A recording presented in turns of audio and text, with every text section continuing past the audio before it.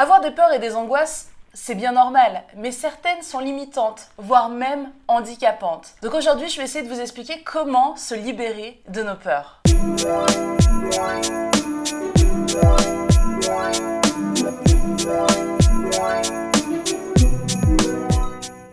Coucou les petites gazelles, j'espère que vous allez bien. Moi ça fait un petit moment que j'ai pas tourné depuis la fin du Ramadan, donc je suis hyper contente de partager avec vous encore des petits tips, des petits conseils pour mieux vivre, pour mieux se sentir dans sa vie, pour mieux se réaliser sur cette terre et voilà, pour partager de la joie, du bonheur et de l'amour avec son entourage.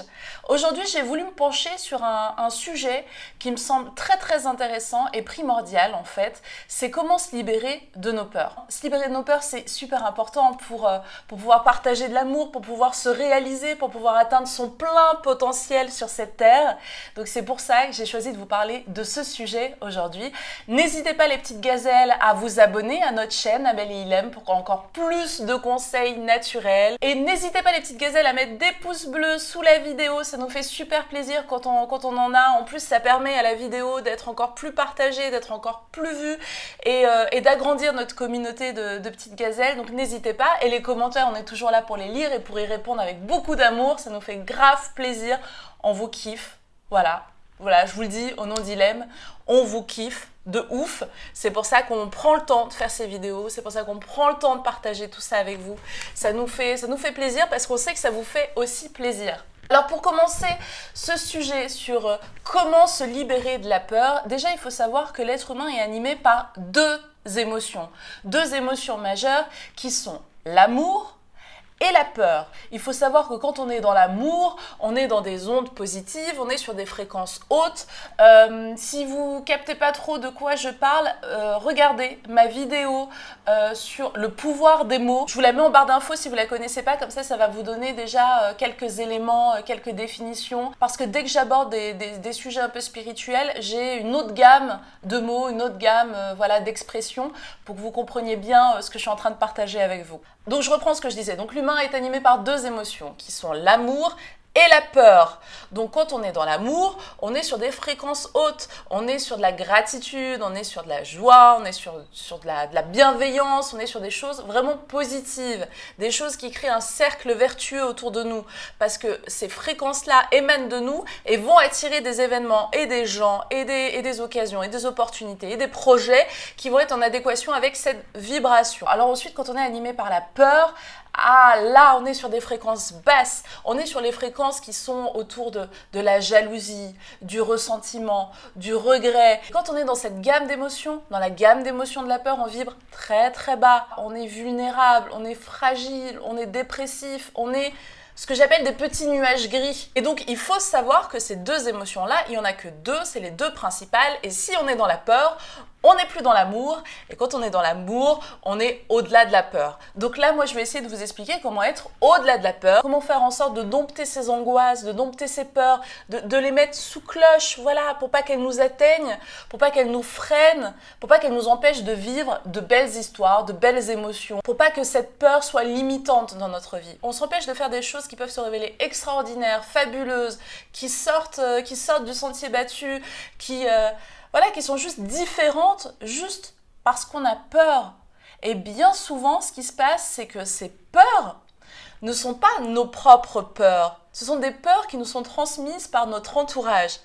Donc bien souvent, ça peut être les parents. J'ai pas encore la chance d'être mère, mais je le vois avec ma sœur Ilem, qui a la petite Lia, qui est trop mignonne, je l'aime trop, elle me manque, je veux lui manger ses petites cuisses. D'ailleurs, si vous aussi vous êtes accro à l'IA, vous pouvez nous suivre, Ilem et moi, sur nos comptes Instagram respectifs et on partage pas mal de l'IA. C'est ce que je vous disais, donc parfois les peurs, ce sont des choses qu'on nous a transmises. Ce ne sont pas nos vraies peurs. Rentrer tard le soir, pour moi ça n'a jamais été un problème. Mais je sais que pour ma mère, c'est une angoisse. Et donc elle aurait pu me transmettre cette angoisse-là. Elle m'en a peut-être transmise d'autres, mais pas celle-ci en tout cas. Il faut déjà se reconnecter à soi-même et se dire, est-ce que cette peur, est-ce qu'elle émane de moi? Est-ce que c'est une angoisse que j'ai moi-même tricotée, que j'ai moi-même tissée? Ou est-ce que c'est une peur qu'on m'a transmise? Et dans ce cas-là, ce n'est pas la vôtre. Il faut s'en débarrasser. Zout! Bye bye! La porte est par là, petite angoisse! Ciao! Ciao! Et la plupart du temps, la peur, c'est quoi? La plupart du temps, la peur, c'est la peur de soi-même. Si on a peur de soi-même, automatiquement, on aura peur des autres. Ben oui, parce qu'on n'a pas su se comprendre, on n'a pas su se dompter, on n'a pas su soi-même s'apprivoiser, se comprendre, se connaître. Comment on peut connaître les autres? Eh oui, ça ne marche pas. Apprendre à se connaître, c'est apprendre à connaître ses qualités, ses défauts, ses limites, ses désirs. Donc ça, c'est hyper important. Et moi, il y a un truc que j'adore faire et je le fais assez régulièrement, c'est que je me pose toutes ces questions basiques. Je prends une feuille ou je prends un cahier et je note. Et je note, mais sans concession. Je note franchement tout ce que je désire, tout ce que je veux. Une fois que vous allez dresser ce portrait global de votre propre personne, vous allez capter tout de suite qu'est-ce qui vous convient. Dans quel univers vous sentez bien? Dans quel domaine vous pouvez exceller? Qu'est-ce qui vous convient? Et une fois que vous allez capter ce qui vous convient, en fait, vous allez rentrer dans un processus d'auto-respect. Vous allez respecter ce que vous êtes, ce que vous aimez faire, tout simplement.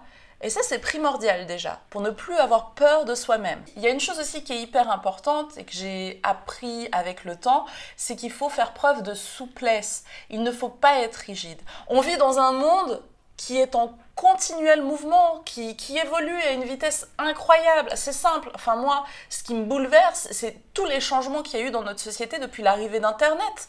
On est une génération qui a vu ce chamboulement. Donc ça va très vite. Il ne faut pas être rigide. Il ne faut pas avoir des idées arrêtées sur les choses. Il faut se documenter. Il faut être curieux de la vie. Il faut lire. Il faut rencontrer des gens différents, des gens qui partagent absolument pas notre point de vue. Il faut échanger. Il faut se nourrir des autres. Et ça, c'est hyper important pour gommer les peurs, pour avoir confiance en soi, confiance en la vie, confiance en le monde. Et par rapport à la rigidité et tout ça, il y a une chose qui est hyper importante parce que du coup, ça va vous apporter de la souplesse dans vos prises de décision et vous n'allez plus avoir peur de l'imprévu. Parce que l'imprévu, ça peut se transformer en véritable moment de magie. Vous pouvez toucher des opportunités auxquelles vous n'aurez jamais pensé. Quoi de mieux qu'une soirée qui n'était pas prévue? En général, c'est les meilleures soirées. Enfin, moi, les meilleurs souvenirs de soirées, de vadrouilles, de rencontres, de découvertes, de fou rire, c'est les meilleurs. Alors que quand tout est cadré, quand tout est fait, quand tout est finalisé, tout existe déjà dans notre tête, donc on n'a plus la place à la surprise. Parce que la magie, c'est quoi? C'est de la surprise, c'est de l'émerveillement. Et c'est se sentir présent dans l'instant T, dans l'instant présent. Ah oui, ça me fait penser à une expression que j'ai lue sur Instagram que je trouve très juste, canon, du coup je la partage avec vous. C'est si tu déprimes, c'est que tu vis dans le passé. Si tu angoisses, c'est que tu vis dans le futur.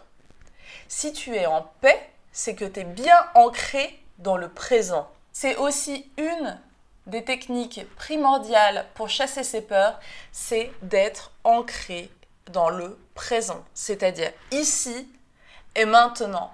Qu'est-ce que je suis en train de faire? Avec qui je suis en train de discuter? Qu'est-ce qui est en train de se passer autour de moi? C'est très, très important. C'est-à-dire d'être en pleine connexion avec mes émotions sur l'instant T.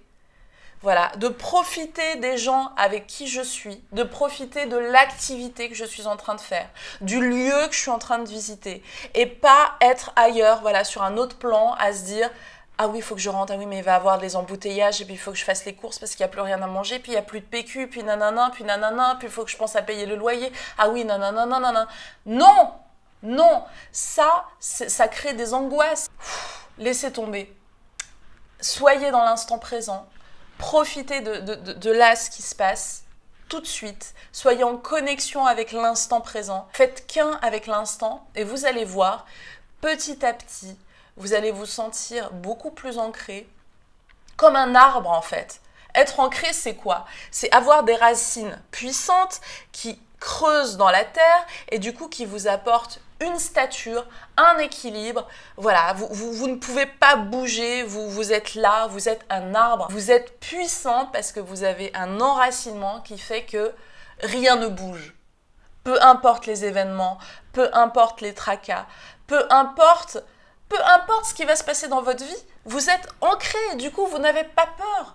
Vous êtes serein, vous êtes stable et solide. Voilà les petites gazelles, j'ai terminé. J'espère que cette vidéo vous a éclairé, vous a permis de comprendre certaines choses et que vous allez pouvoir mettre en place voilà, des petits conseils que je vous ai distillés aujourd'hui. On vous fait de gros bisous et on a hâte de lire vos commentaires, vos avis. Et si vous avez d'autres conseils les filles pour chasser la peur de nos vies, n'hésitez pas à les partager en commentaire, on vous aime.